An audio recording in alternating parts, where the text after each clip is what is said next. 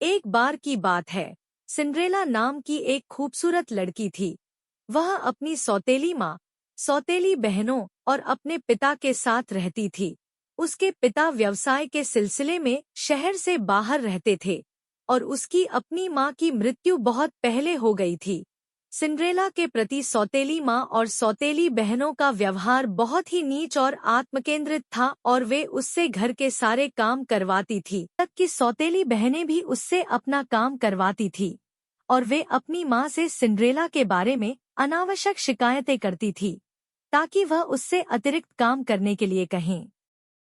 सौतेली बहनों में से एक ने कहा, उसे हमारे कमरे के बिस्तर की व्यवस्था करने की जरूरत है मम्मा, और उसने मेरी नई पोशाक में भी फीते नहीं लगाए हैं।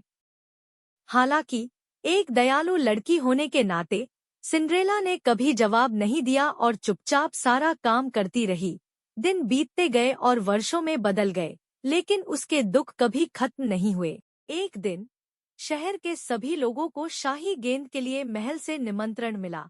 राजा और रानी चाहते थे कि उनका बेटा अपनी पत्नी और भावी रानी चुने, इसलिए सभी को आमंत्रित किया गया था। निमंत्रण में लिखा था, राजा और रानी रॉयल बॉल में आपकी उपस्थिति का सम्मान करने का अनुरोध करते हैं। पत्र सिंड्रेला के घर भी पहुंच गया।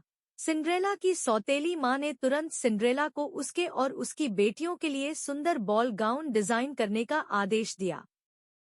सिंड्रेला ने मन में सोचा, मैं सबके लिए सुंदर गाउन बनाऊंगी। मुझे उम्मीद है कि माँ मुझे भी अपने साथ ले जाएंगी।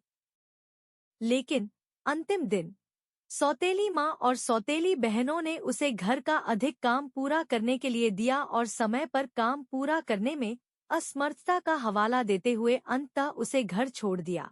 मैं अकेली रह गई। दुखी सिंड्रेला रोते हुए आसमान की ओर देखकर बोली, सपने कभी सच नहीं होते, कभी नहीं। उसी समय एक परी उसके सामने प्रकट हुई और बोली, डरो मत मेरे बच्चे, मैं तुम्हारी परी गॉडमदर हूँ। मैं जानता हूँ कि आप शाही गेंद पर दूसरों के साथ शामिल होना चाहते हैं और मैं ऐसा कर सकता हूँ मेरे प्रिय। उसने अपनी जादू की छड़ी घुमाई और सिंड्रेला की फटी हुई पोशाक को एक सुंदर गाउन में बदल दिया।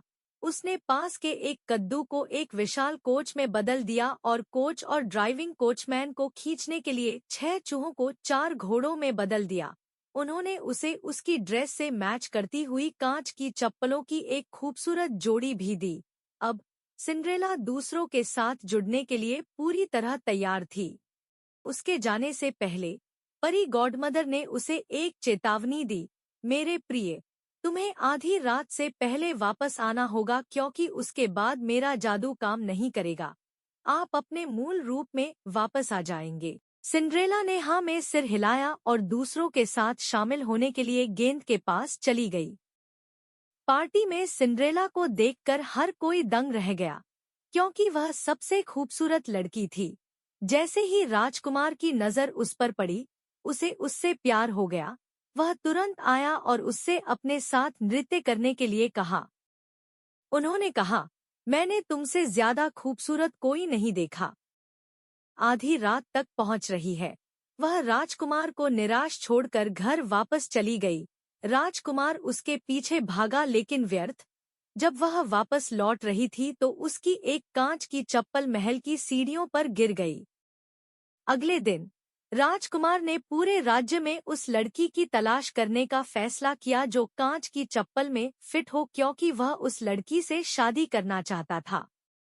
राजकुमार ने कहा, हर घर में खोजो और मेरे लिए वह लड़की ढूंढो जिसका पैर इस चप्पल के अंदर फिट होगा, क्योंकि वह जीवन भर के लिए मेरी दुल्हन होगी। के घर पर दस्तक दी। उन्होंने सौतेली बहनों और सिंड्रेला को एक एक करके जूते पहनने के लिए कहा। दुष्ट सौतेली बहनों ने अपने पैरों को चप्पल के अंदर दबाने की बहुत कोशिश की लेकिन असफल रहे। फिर सिंड्रेला के पास जूता आजमाने का मौका था जो बिल्कुल फिट था। राजकुमार को बुलाया गया और उसने बॉल नाइट से सिंड्रेला को तुरंत पहचान लिया। प्रिंस ने कहा, मैं तुम्हें हर जगह ढूंढ रहा था, तुमने मुझे इस तरह क्यों छोड़ दिया? अब मैं तुम्हें जाने न दूंगा। क्या आप करेंगे मुझसे शादी? परमानंद सिंड्रेला ने तुरंत हाँ कहा। बाद में उन्होंने एक भव्य समारोह में शादी कर ली और खुशी खुशी रहने लगे।